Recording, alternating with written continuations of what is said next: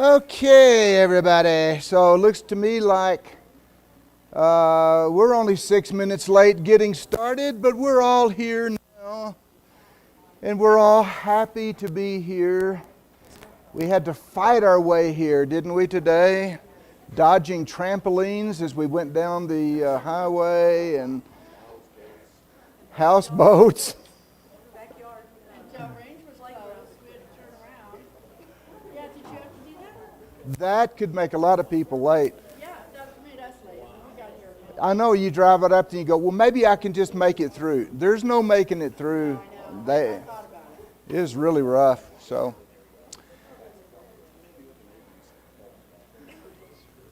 well, you guys won't mind if our class is a little short since we're getting started late. What difference does it make? We'll try to pack in as much as we can. All right. So let's see. This is Basic Bible Principles class. As you know, we have worked our way. This is our yearly agenda that we go through, starting with creation in September. We're around to studying the Bible, and as we have looked at the Bible as a book, we've looked at several different aspects of the Bible, seen it is organized, a library of books, New Testament, Old Testament, divisions of each one. We've talked about the times and places that the Bible was written, where it was written from, when, what was going on, the world ruling empires of the day, covering a span of 1,600 years. We've also talked about how the Bible books were collected by the people of God, how they were collected and where they were preserved. We've talked about how they've come into the current canon that we have now. Kind of tedious stuff. And then we had a blackout for a while. And, so now we're looking at the Bible story. What is in the Bible? We're not going to go verse by verse. We're just going to kind of look at We're going to use this chart, Bible timeline. We're going to look at the patriarchal dispensation, the Mosaical dispensation, and the Christian dispensation. And this is really pretty important to get this concept of where you are in the Bible and how you interpret what's there may be determined by your understanding of these things. So we started looking at the patriarchal dispensation. We looked at the second dispensation and left off last time talking about the second circle there, the Garden of Eden. If you have a set of notes, we're on page 11 in the notes. If you don't have a set of notes and you would like a set of notes, Stephanie will hand you a set of notes. Just raise your hand, say, I don't have a set of notes, and she'll get them to you. Or you may want to look on next to you. Okay, so we're down toward the bottom of page 11. Second circle, Garden of Eden. We talked about the location, possible location where the Garden of Eden was. We talked about the commandment, the one negative commandment that God gave to Adam and why he might have done a section that describes the beginning of marriage in chapter 2. Chapter 2, verses 18 to 25. Chapter 3, Genesis chapter 3, and we're not going to read all of this chapter. A lot of it is pretty familiar. Even to people that are not real familiar with the Bible, a lot of people know about the temptation in the garden and the serpent tempting Eve and how she was allured by becoming obsessed, fascinated with this fruit that God said not to eat. There's probably nothing real special about that poisonous about it or anything like that, other than God had said, don't eat it.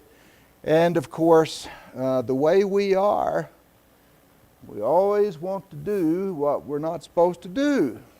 We're just curious. We just can't let that one get by. Why can't I know about that? I want to know about everything. So, she went ahead and she took the fruit and she ate it and she gave it to her husband and he ate. Now, there's a question here. What's wrong with eating a piece of fruit?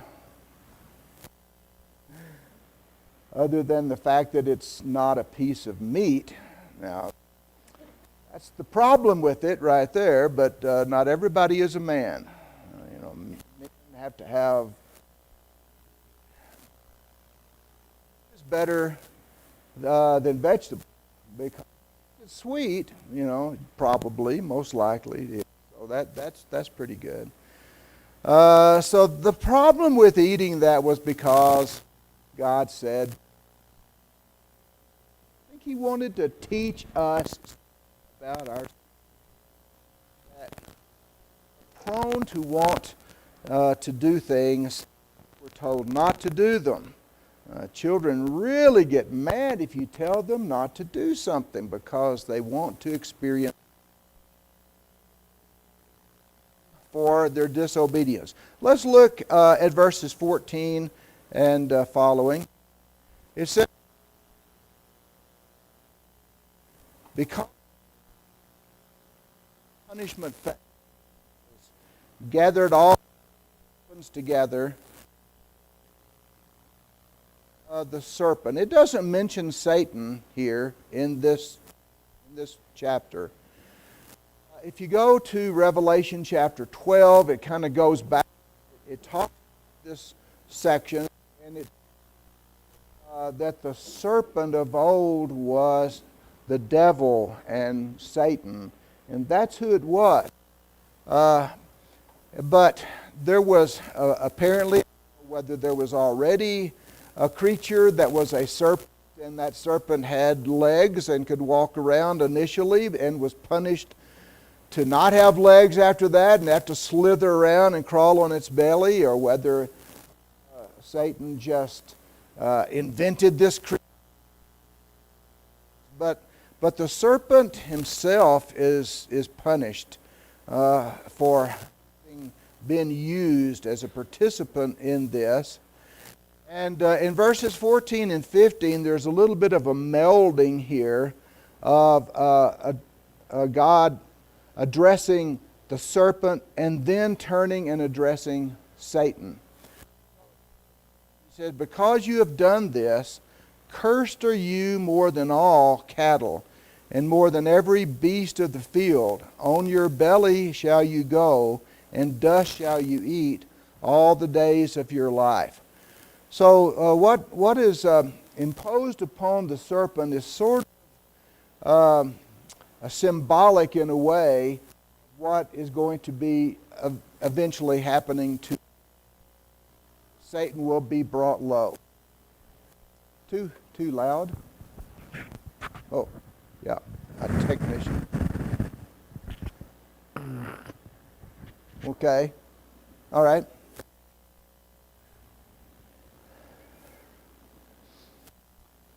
Satan is going to be brought low, and this is sort of a precursor example showing that is going to happen.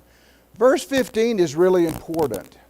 I've kind of got a circle around that one because it is the first messianic prophecy in the Bible. And it's right here at the very beginning of time, as he is addressing the serpent, he turns his attention to this idea of the serpent together and says, I will put enmity between you, he's talking to the serpent, and the woman, and between your seed and her seed.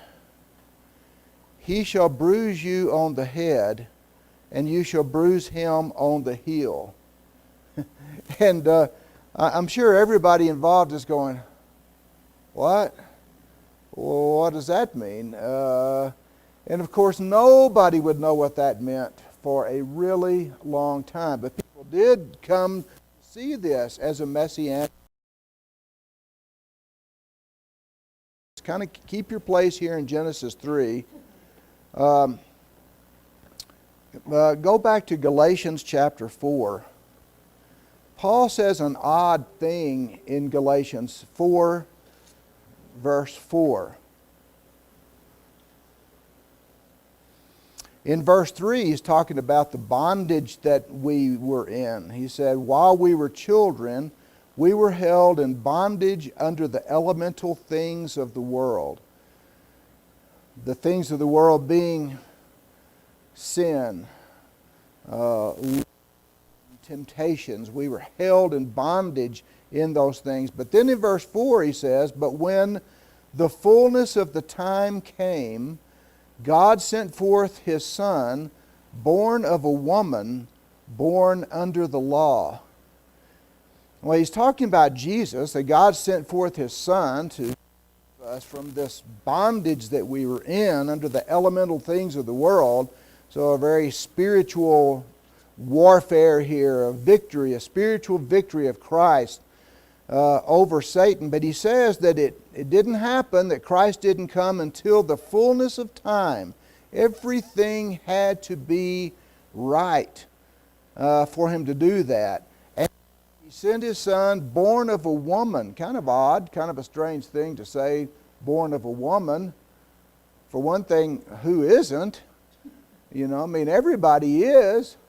And so it doesn't seem like it's necessary to say that. But if you realize that the prophecy over here says that God was going to put enmity between you and the woman, between your seed and her seed, the seed of woman, and that He is going to bruise you. The seed of woman is going to bruise you.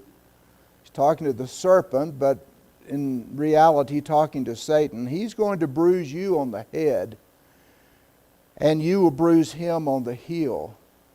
So when you think about what happened when Christ came into the world, you know, He was tempted through His life, and got to the more vicious were the attacks of Satan upon Him, digging and scratching and clawing at Him. You can only imagine what agony He was going through when He was on the cross and He was dying, and Satan could see that there was only moments left before this person was going to die and be the only sinless person that ever existed. We've got to keep this from happening. You can imagine the thoughts he was implanting into the mind of Christ, how free this is. Why aren't you for them? Look out at them. They're all mocking you. They're horrible. They're not worth anything. They're sorry. They're all sinners. You know, and for Him to continue and say, okay, I'm not coming down off this cross. I'm going to stay here. I'm going to die. But even though I know what they're like, I believe in them and I love them and I want to save them. But Satan must have just been digging and with everything he had, and then Jesus died a sinless person.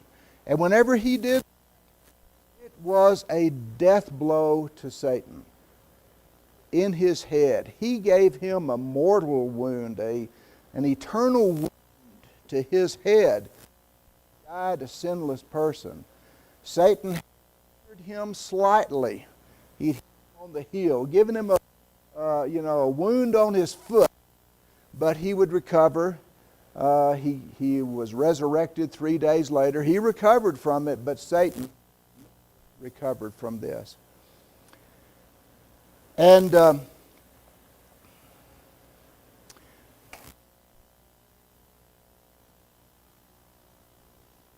that Mel Gibson made called The Passion of the Christ. Did anybody see that? Anybody see it? Raise them higher. Okay. That was tough to watch, wasn't it? That was a really, I watched it once, enough for me. I think I'll remember it. But, the way he depicted what Jesus went through was really brutal. But there was an amazing thing in that thing. Is Jesus was in the garden and praying. Satan was seen off in the bushes, that really sinister looking character, And he just kind of went down, became and in there, to try to antagonize Christ as he was trying to decide what to do about this and everything. And then afterwards, when Jesus died, it shows, just screaming to the heavens because he knew it was over. He had been defeated. It was just a matter of time now. The death of Jesus defeated him, and from here on out, he's just going to slither on his belly, and he's going to try to hurt as many people as he can, but he would never recover from what happened.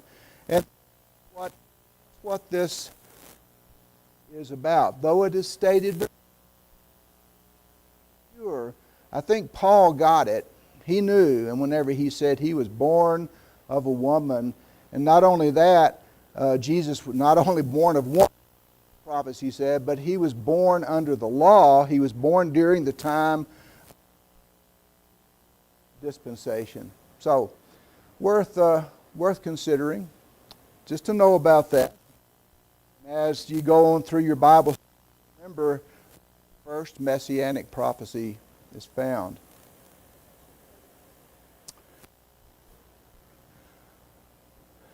Okay. So we're down here in this little area, Genesis 3, temptation, sin, punishment. That's where we are. Then in verse 16, he says, to the woman, greatly multiply your birth. In pain you shall bring forth children. Yet your desire shall be for your husband, and he shall rule over you. The things that are said regarding the relationship of men and women, husbands and wives, right here in the opening chapters of the Bible are repeated often in the New Testament. So if you have a Bible with cross-references, when you see some of these things, you can look at cross-references that will take you to places where Paul talks about relationship between husbands and wives, like it does here. Greatly multiplying your pain in childbirth.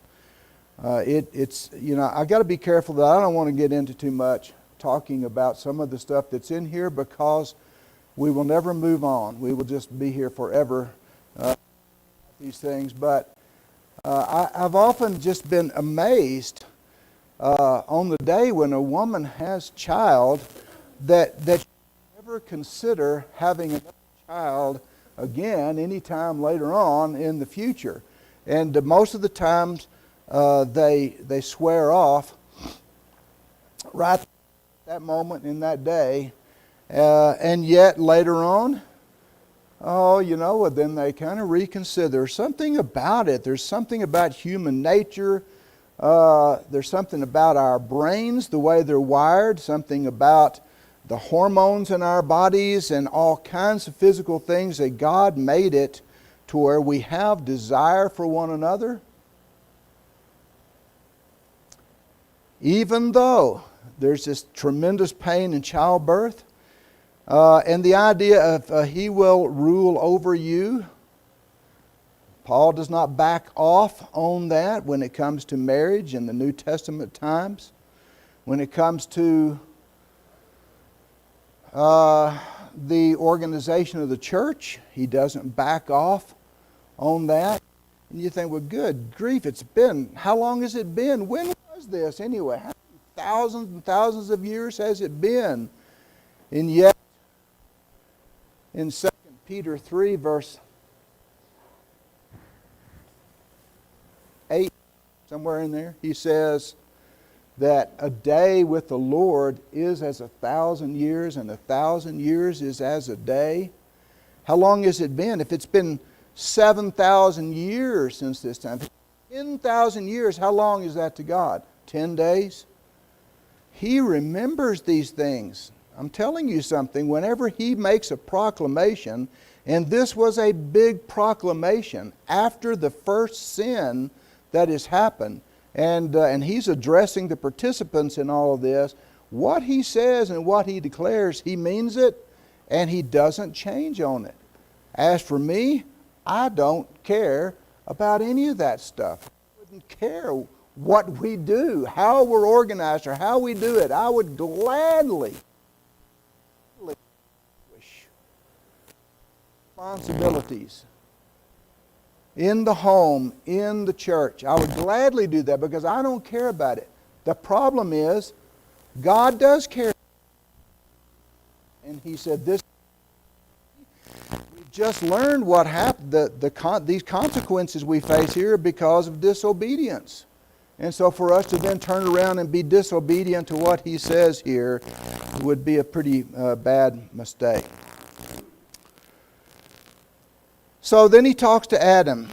He says, because you have listened to the voice of your wife and have eaten from the tree about which I commanded you, saying, you shall not eat from it, cursed is the ground because of you. In toil you shall eat of it all the days of your life. Both thorns and thistles it shall grow for you. You shall eat the plants of the field. By the sweat of your face you shall eat bread till you return to the ground. For you shall return. So, I've never really been a farmer. I have noted that in life things are difficult. There's things that make the simplest tasks difficult to do, it seems like. But life is a lot easier, it's a lot different for us than it was in the beginning. In the beginning, when they first went out, and for millennia after that probably, people had to work really hard just to get some food to eat. And women had to really depend upon men to do certain things to take care of them. And they were having babies, and they were taking care of these things, and the men were taking care of them. And this cycle, this particular setup that God has here, it went on for a long time.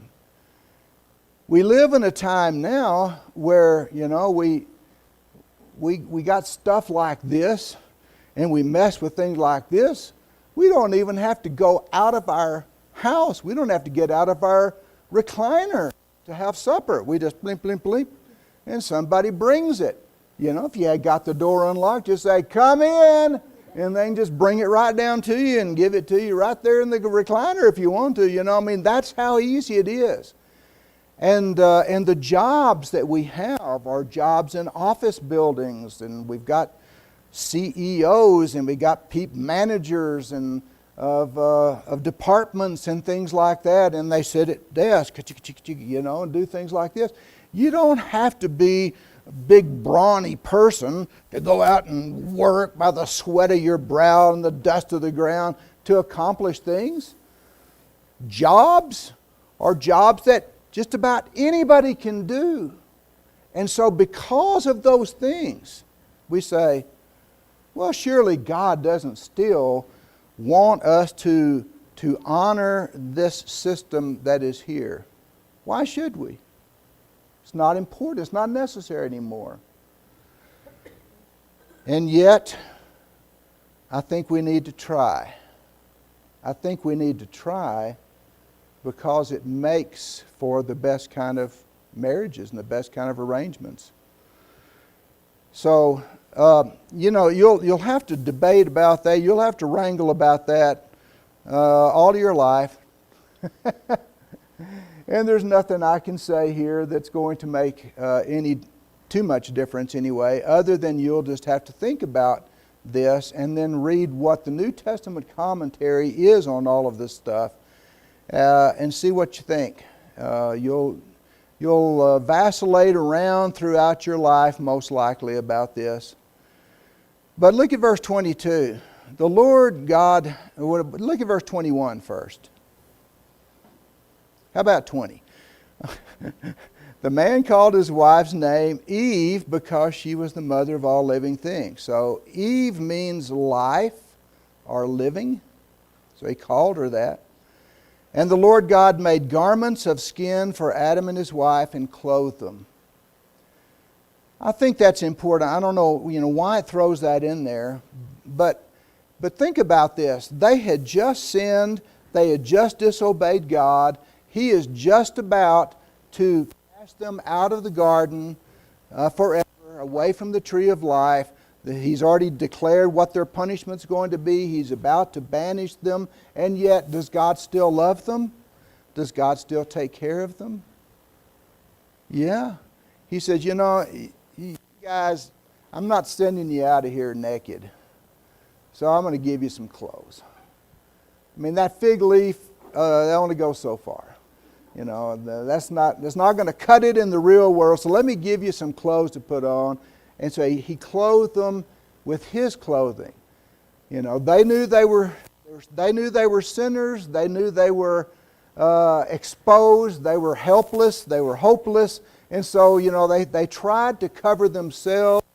They did an inadequate job. Only God knows how to clothe us in our inadequacies.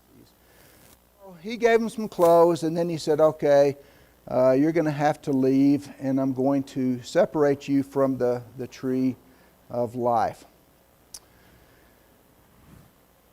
Now, in chapter 4, we come to the story of Cain and Abel. You notice in verse 3, I colored this in verse 3. It says, so it came about in the course of time.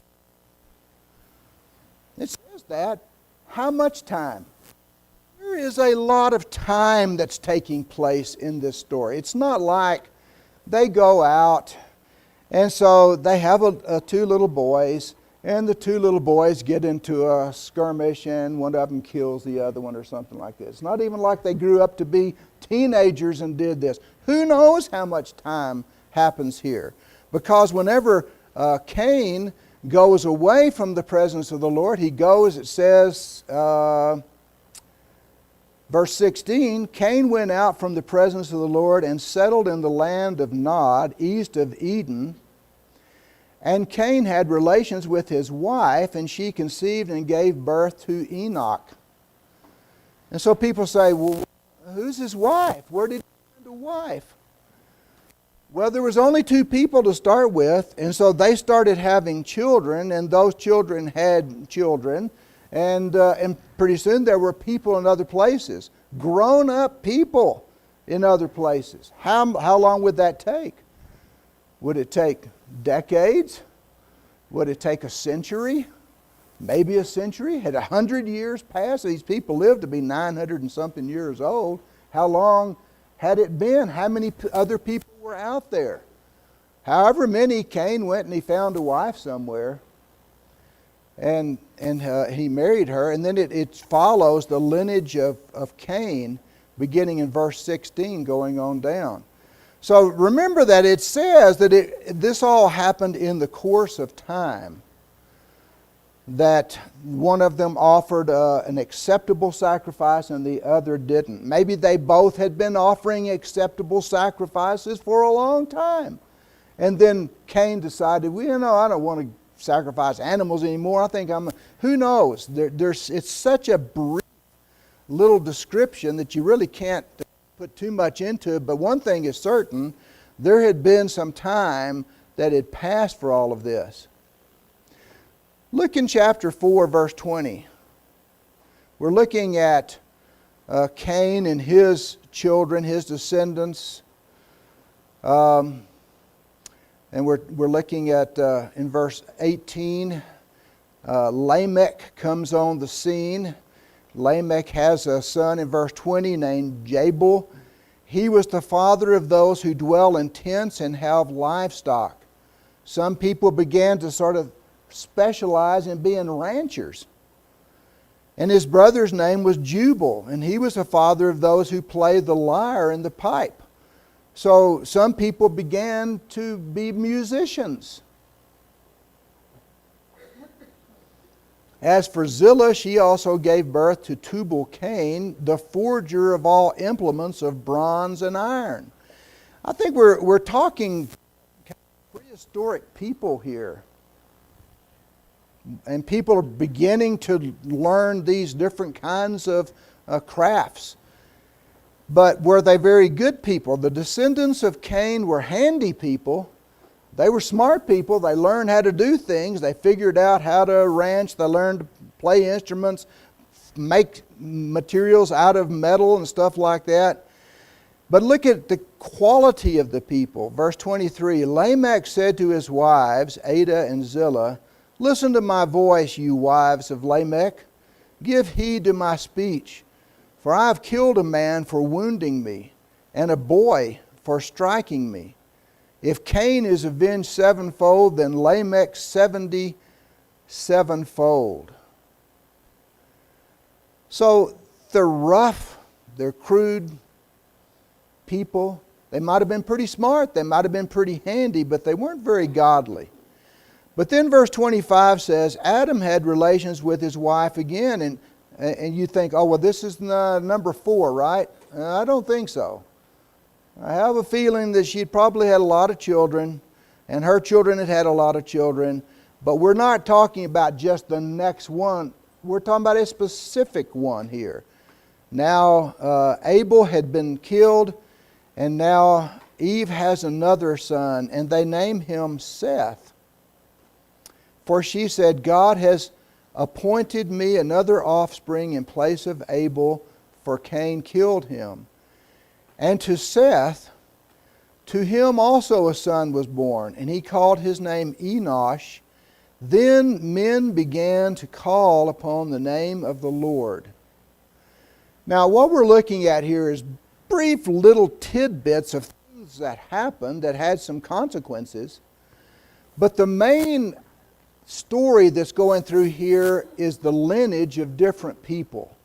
Cain was not a real good guy. He was disobedient to God. He was defiant to God. His children were smart guys and did a lot of stuff, but they were not godly guys. But now we're going to start looking at the descendants of Seth. That's the important thing here. If you look down in chapter 5, it talks about Adam, verse 3. When he was a certain age, then he became the father of a son in his own likeness, according to his image, and named him Seth. Now he had had Cain, he had had Abel, and probably others as well. But the Bible is focusing on Seth, because Seth was a guy that in his time people began to call on the name of the Lord. People turned back to God. Now we've got these two lineages going along here. We've got the lineage of Cain, and they're real rough, ungodly people, and we've got the lineage of Seth that are trusting and turning to God and teaching that to their descendants. So in verse 6, it says that Seth was the father of Enosh. Verse 9, Enosh was the father of Kenan. Verse 12, Kenan was the father of Mahalalel. Verse 15, Mahalalel was the father of Jared. Jared was, verse 18, the father of Enoch. Verse 21, Enoch was the father of Methuselah. And it points out in verse 22 that Enoch walked with God. So Seth was one that was turning to God. One of his descendants, Enoch, is still walking with God. It was this lineage. That's what the Bible's doing. It's moving in these lineages of people. The lineage of Seth, from Adam through Seth, goes on to Enoch, and then in verse 25, Methuselah has a son named Lamech. And in verse 28, Lamech has a son, verse 29, whose name is Noah. So it is through the descendants of Seth that we come down to Noah. Noah, who was a righteous man. This is an lesson for us in verse 1 of chapter 6. It came about when men began to multiply on the face of the land, and daughters were born to them, that the sons of God saw that the daughters of men were beautiful, and they took wives for themselves, whomever they chose. There's a lot of fanciful thought about this verse 2, but I don't think it's saying anything other than the descendants of Seth, down through Enoch, all the way down to Noah, the descendants of Seth who were sons of God, they were godly people. They began to intermarry with the daughters of men, and I think that was the descendants of Cain. The godly people began to intermarry with the ungodly people. What's the result of that? It says that the Lord said, verse 3, "My spirit shall not strive with man forever, because he also is flesh. Nevertheless, his day shall be 120 years. Verse 5, "The Lord saw that the wickedness of man was great on the earth, and that every intent of the thoughts of his heart was only evil continually. And the Lord was sorry that he made man on the earth, and he was grieved in his heart. And the Lord said, I will blot out man whom I have created from the face of the land, from man to animals to creeping things and to birds of the sky, for I am sorry that I even made them. But Noah found favor in the eyes of the Lord." So, now does it matter who our children marry?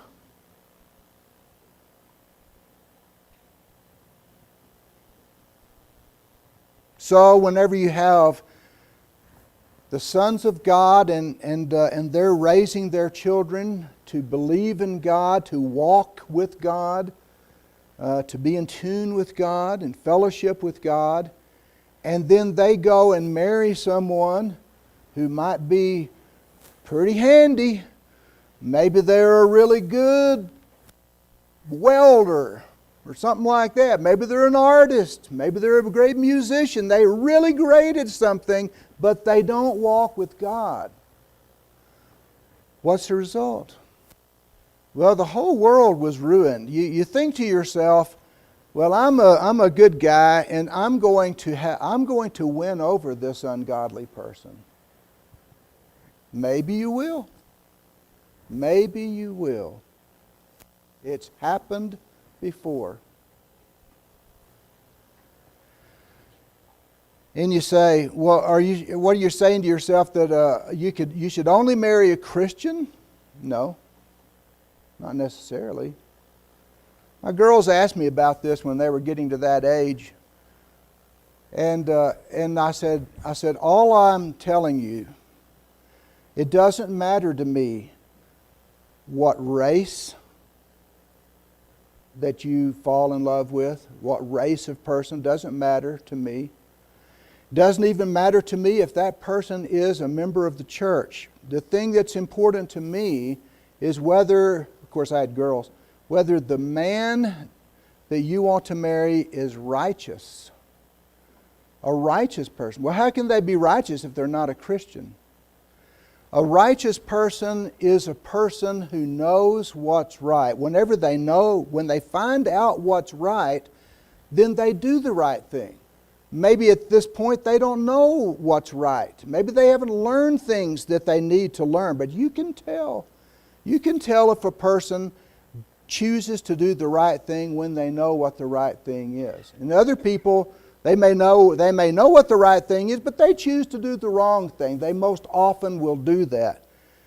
Find somebody that is a quality person that does the right thing when they know it.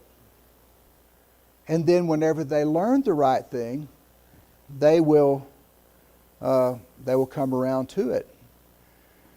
But that's not what happened here, and the world is now corrupted. So that moves us to the next little circle, Noah. So we're talking about that, chapter 6. verses 5 to 7. We just read that. Verses 13 to 21. God tells him what's going to happen. See what time it is. Okay, I'm going to do this in 2 minutes. Then we'll quit. God said, "The end of all flesh has come before me, for the earth is filled with violence because of them, and behold, I'm about to destroy them with all the earth." You know, God first of all just gave them one commandment, and they couldn't do it. And then He gave them no commandments.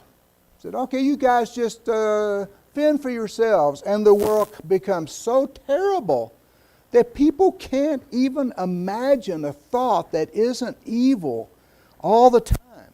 So He says, I'm going to destroy this. Verse 14, "Make for yourself an ark of gopher wood.